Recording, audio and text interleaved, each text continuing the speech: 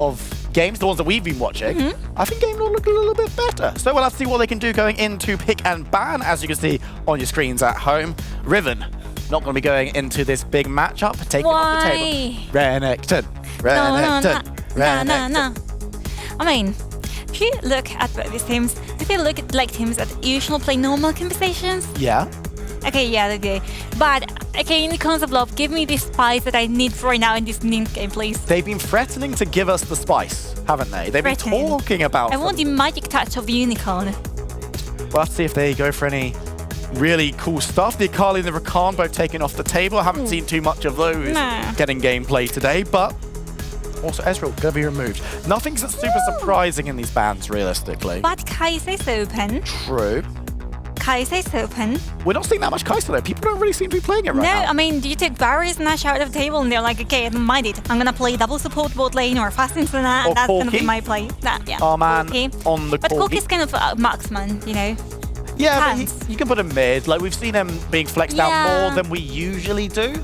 Just because maybe of those bans is what people have liked to play. The Lee Sin's away, the Senna is locked for Unicorn's Love. This does open up some spice if they want to go in that direction with the fasting Senna. Yeah, I told you. Yeah, smart. You know what's up. But I know. Camille, coming in for Game Lord. We've seen the impact this champion can have in the top lane and in the jungle. But you need to have someone else on the team doing that for you. Like Gragas? Oh, that's a good choice. I like it. I mean, Gragas with the barrels, the Rose Ball Islam itself. I think it can be quite good to position the enemy. Also, I'm also thinking about positioning the enemy in front of a team fight. There he is. There he is. Why? The crocodile. Maybe going up into the top side against the Gragas. That's where we've seen it normally, but we've seen it in the jungle. We've seen it mid today. We've seen it support as well. Gragas can pretty much go anywhere. Not going into that dragon roll because the Senna's on the other side, so it's unlikely to see there. But we'll have to see who he's going up against. The Camille, obviously, going to be going onto that top side somewhere. I'm really interested to see where they go with the composition in the bot side for UOL, because they could go for something traditional alongside the fasting Senna. But honestly, I'd like it to be something a bit bulkier. The Galio, perhaps. Right. Not Galio. I'm so tired of the champion. Like, okay, impressive, hero's entrance, but what apart from that? Like, okay, you're kind of tanky, okay, you've got that going, we made it, but let's bring something a little bit different. I mean, I think Gragas is a good counter to that, and Darius, okay, finally, what I was expecting, a Vayne finally joining here the lineup for Game Lords, and I'm digging it. Yeah, I'm into it, honestly, but we're talking about champions that go well with Senna. We've got the dog. Maybe he'll be going into that bot side. The spice is finally here. Vi as well going into jungle, something we haven't seen too much of today. And the Lulu is going to go alongside that Vayne. These teams fighting at the top. They've chosen some interesting stuff to go into this game. And Carmen, we haven't even talked about the Darius. I haven't talked about Darius because what else can you say about him that hasn't been said already? He's angry. He's got an axe. Yeah. Dunk. I mean, I'd rather not talk about him. Well, we're going to go into game. You're going to have to talk about some stage, but here we are onto the Rift. 9th game of the day. Winner tops the group. Loser comes second in the group. It's not particularly bad, but they lose the right to choose their opponent. So in theory, should have the harder semi-final tomorrow. It is going to be Zach Hugh on the dog in the bot side. Nasus fasting Senna. And good. I like it. I'm into it. You're into it. Am I into it? I think I am. Oh, actually, do you know what? Something else interesting as well. You're the Enchanter Savant. Yeah. Lulu in the mid lane, Gragas down bot with the Vayne. It looks like they're interested in maybe being a little bit more aggressive onto this Nasus, because he's going to have to step up to grab that farm. Yeah, you leave Lulu there in the mid lane, just trying to, she's good enough resources on her own. She's got the shield, like wing picks, enough to do damage from afar without having to face Galio like directly and look him in the eye. In the meantime, in this bot lane, what you guarantee with this Gragas and this Vayne is not only tons of damage, but also going against Senna. I think it's a really good choice. Senna has to refrain himself from being aggressive, so I like it. Yeah, Lulu has to be careful though. They just doesn't want to get ganked too hard, and the Vi being forced to back away. Vajon He's had a very, very good day so far today in the jungle. We've seen the Zins out, what he can do on this one. Vi's a little bit different, but the gank potential is huge in the early stages. So keep your eyes peeled on the mid lane, or also the top side, because we've talked about Baron laners all day. That's kind of all that we've talked about. But Random versus Cold Star. What a matchup. Ooh. What a matchup.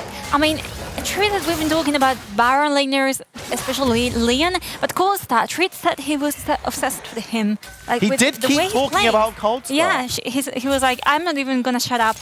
I'm going to keep talking about Cold Star the entirety of this segment. And he did, and I think it was quite good, like, well established, you know, like, when it comes to Unicorns of Love, we usually talk about all the lanes, but Cold Star has been showing up game after game, and he deserves the recognition. He's showing up once again on the tower, and it's the gank coming through. Renekton needs to back away, and Phaeton needs to flash to escape. And it's going to be a fail on the dive, but they don't lose any kills for it. No, they will have to back away because of how low their lives have been left, and particularly Cold Star. He's going back right now. But in the meantime, he's got plenty of choices there. You can a little bit of jungle, you can keep the vision there, even though he doesn't have any wards on himself right now. But look at it, he's got plenty of vision already in the enemy jungle. In the meantime, this Lulu not having a hard time there at all. Okay, she's a squishy, but she's Lulu. You know, like she can easily escape there. She can turn the enemies into little animals, the squirrels. Well, she can escape the 1v1. But the thing that, do you know what Lulu likes maybe the least in all of League of Legends? People who are not nice to her? No, well, kind of. I think that Lulu really dislikes being punched hard in the face. I mean, obviously. So, if the Vi comes mid and punches Lulu hard in the face, it's going to be a bad time. I'm the play-by-play, so my analysis, that's kind of the highest level of analysis I go. Okay. But, Shao, having a little wander through mid lane, just making sure that everything's fine. Do you want me to expand on that? What, about not being punched in the face, or? Okay, so Lulu, we said it again and again, she's squishy. Of course she's not gonna be liked to be punched in the face. And Wild Road doesn't work that well in herself. Like, I mean, you can do it in a last, like, die or survive situation, but obviously it's better when you use in champions like, I don't know, for example, I'm thinking of Darius right now in the hands of Random. That would be a really good one. Yeah. Actually, the one where I will use it. Then again, we're gonna see what happens, but we're saying right now, the objective is spawning. It's Infernal Dragon. This time around, it's a question. It's not just the case of, it's easy, we just go for Rift Herald. It's a question of which one you go for. And it looks like the teams have made different decisions. Unicorn of Love going towards that Rift Herald, and there's no contest on it. Because in the bot side, the early Infernal Dragon being taken by Game Lord, and honestly, this is a much more equitable trade than we usually see at this point. Oh, but Game Lord having spotted Zenova, they've got plenty of guards that in the bottom side of the jungle, also the upper side of the enemy jungle, and they're gonna go straight away for this top lane tower there with the Rift Herald. Now the question is, how are Game Lord gonna react to this? And the reason is, well, the answer is back in a little bit, trying to take the bot lane tower now that Unicorns of Love is not on that zone of the Rift. Yeah, they've sent members, Random's there, Vadra's there. They're just going to try and stop this Rift Herald getting too much more damage, but half of that inner tower has gone down. We've seen how important that can be in the top side and in the bot side already today, so a decent Rift Herald coming through for Unicorns of Love, but you can see Game Lord Random needs to be a little bit careful. There are so many members, all 5 members of Unicorns of Love on the top side. They're giving free reign to Vayne in the bot lane though. Redemption, having a good day. Vayne loves a bit of free farm. Could be risky if they can't get the play going, and it looks like they're just going to try and back away, but the ultimate coming down on the face, actually. It's going to be Game Lord trying to get the fight going, and you can see Shao with the nice double knock-up. The damage is there, and the kill comes through. It's Lulu with first blood. Cold Star running for his life, meets up with his brother Nasus, and they'll both be able to get on the tower. They have to run away, and again, as I said, the first kill right there going for Game Lord in the hands of Lulu, which I don't think is the most efficient one, but I mean, it's at least in the hands of a laner. That's better than the kill going to the support or anything. Really good template from Game Lord right here on the tower, which was already like really risky for them, but they managed to do quite a good job in there. In the meantime, Unicorns of Love right there trying to concentrate in the mid lane, trying to take down that first, well, the second tower for them, but it's going to be quite difficult because Game Lords have plenty of defense. They've got shields, they've got healing, they've got everything they complete. Game has been as close as we'd probably expect, actually, coming out from these two teams. Both are undefeated right now. Of course, the eagle-eyed, the mathematically minded of you at home will realize that not both teams can be undefeated if they're playing each other. So one of these teams is going to come out of this one 4-0. But Carmen, talk us through this play. Okay, we've got Thefter here trying to save his red, but he's not going to be able to, even though the Hectic Ultimate team arriving right in time. Corsair is ultimately going to be the most damage out of this composition, but it will obviously be the dice right in the spot without Game Lord losing any effectives. So, in turn, tower for tower. Yeah, trading it out once again. Top for bot, just making sure that the map is a little bit open except for that mid lane. Both teams happy to make that trade. It's just one of those things that you do. Looking for maybe the engage, but nice flash coming in from Sneeland. Is able to get away with his life. Ooh, he gets saved by the bell, as we were saying, in Spain. But look at this. Game Lord just not surrendering, just not giving up the little advantage that they built over time. Just a little bit of gold ahead, but already two Trinities, two True Forces there in the hands of Junglers, and of course Black Cleaver there and Warthog in the hands of Renekton. So we can see where the action is mainly taking place here, which will be in the top lane and also in the jungle. But the mid laners are not being left behind. I find this game being quite interesting just because of that. I feel like both teams are very active on every single lane. They don't want to miss objectives. And actually look at that, how they are rotating right now. Gold Game Lords to the top lane and Unicorns of Love to the bot lane. Well, it's what we've been talking about with Unicorns Love the entire day, saying how, look, they play for everything. There's not really like this standout, we need to go into this lane to do stuff situation. It's all about the team dynamic, the way that they fight, their target acquisition. All of this that they forged in Group B, where team fighting is pretty much all they do. It's a good time. It's worked great for them so far in this tournament, undefeated as we go into this game. But Game Lord as well. They haven't been focusing in one specific area. They've been moving around, but both teams are focusing in this specific area. Dragon Buff is the heroic entrance coming through. Nice ult coming through from Senna with the shields, with the damage. And they're going to be able to knock Galio into the backline. He's getting a double stun off. Might well go down though. Steelan is removed, and it's Game Lord who are looking to run a ramp. And you can see Redemption coming on through. Gets the shot, gets the kill. Vayne is now going to turn towards the rest of the team. There's the backline. There's the double coming through from Redemption. Another one goes through for Game Lord. It's 5-0 on the scoreline, 4-0 in the fight, and surely the Dragon as well. What kind of fantasy is this? A fantasy, a world in which Unicorns of Love is listening to Europe's potentially third seed here, Game Lords. Quite impressive from the European team right there. Honestly, I'm really appreciating the ultimates by Thefter, right? The Hectic Ultimatum, a teamfight starters.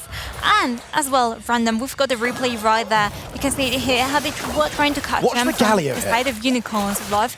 Watch for Galio and watch Cold-Star there, who gets trapped. He tries to get across the wall, but he is not able to. And in the end, well, he cannot do that much, right? Teamfight is gonna end really quickly because of that.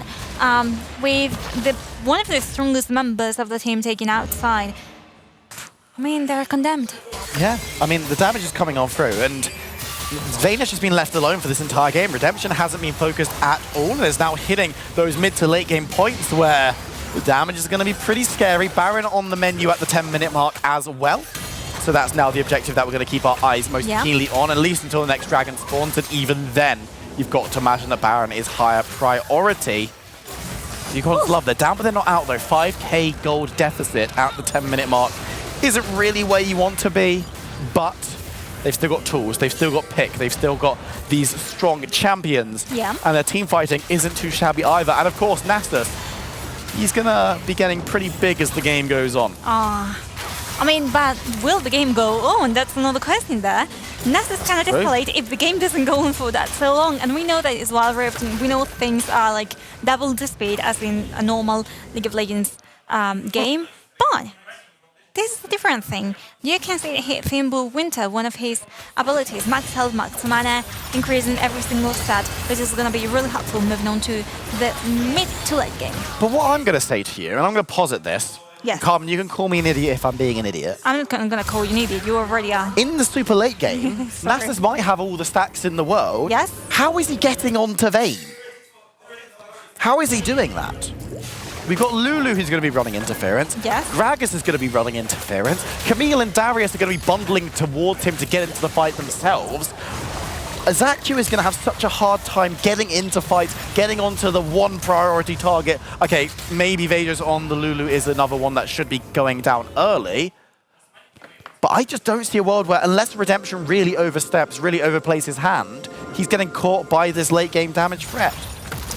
Well, you have to take into account that the game might not go over for so long. That's okay with Nasus, right? You never want to go for like a 20-minute game with Nasus, because you know you're going to be in a really difficult position. So I'm expecting Game Lord to take, you know, like just the lead of the game, let's say, control of the game, play however they want to play. And the one who is right now in danger is Random, being cornered by the team of Unicorns of Love. He can step away pretty easily. He's pretty quick with that Dead Man's Plate. He's going to be able to build up momentum, but they're looking for the engage onto Lulu. How found it? The Kosk is going to break up the back line, but the front line's still on the support. But Steelin's going to be the first victim of the fight. Once again, Redemption untouched as ZachQ going to be taken out under tower. Coldstar's here, though, trying to get some damage, trying to redeem his team just a little bit, but it's all about Game Lord. They're chasing the fight further. They take down Coldstar as well, and it's a 3-for-1 in the fight. Make that a 4-for-1 with the kill onto the center, and Game Lord are pushing forward. 9 kills versus 1, 10k ahead of Gold, 4 towers, so 2 ahead of them, and it seems like they almost want to win the game. Of course, they don't have enough minions to do it and enter the Nexus zone without getting hit by it, and not enough health to do so, and not enough mana to do so either. But next stop could be the Baron very easily. Dragon's up in 10 as well, so that could be a focus if they wanted to go for a slightly lower risk objective. It's only the Cloud, but it's something that they'll still like to take. And look at them, heading towards a... Look at, well, we're going to be able to see the items again, because they accrued quite a fair amount of gold. They're 10,500 in the... Look at the items. Darius just went back to base and bought a Spirit Visage. Why not? Just walks in up to the shopkeeper, just makes it rain with all of his gold. And across the board, we're seeing these kind of advantages, but the fight's going to kill. Random needs to be careful. It's a 4-for-2. Has got the Lulu, who's going to use the Enlarge, and it's now going to be a full team fight as members turn up. This is massive coming through from Game Lord. They dunk one. Can they go for more? Coldstar is going to be ripped to shreds as the fight continues. Zephyr off the back won't burn down just yet, but now Redemption, he's the one playing frontliner, but he's got so much damage. He's going for Crystal. It's just ZachQ alive, and he's going to fall as well. Game Lord take the fight. They're going down the mid lane. Can they possibly end here? I didn't believe so much in the Lulu pick in the mid lane, but look at it, how well it has worked. They're teleporting right ahead to end the game. Only a small minion wave, but there's 3 of them. There's no one to defend here for Unicorns of Love. Just like that, it's Game Lords who are undefeated as they take the 4-for-0. Unexpected, isn't it? Well, I mean, someone expected it at the beginning of the game. Okay, not you. That's all I'm saying. Right, I completely agree with you. I think it was unexpected from the day. The number 3 seed from EU coming out and claiming first place, even against, like, to be in the race against Unicorns of Love as well for that first place seed. Right. That is an outcome I don't think anyone would have predicted at the start of the competition. That game, though, to me, that was just impeccable drafting coming out from Game Lord there. I think at Champion Select, I think they just had their number entirely. Yeah, I told you so. Kern. I don't know why I'm being the one. I was the one who predicted Game Lord to win. I don't know why I'm being the villain here. But yeah, absolutely. It's a case of they played very well. They had the draft going into it. Redemption on that vein looked really, really good. And he was given so much time in game. No one was really putting pressure onto him. So by the time it got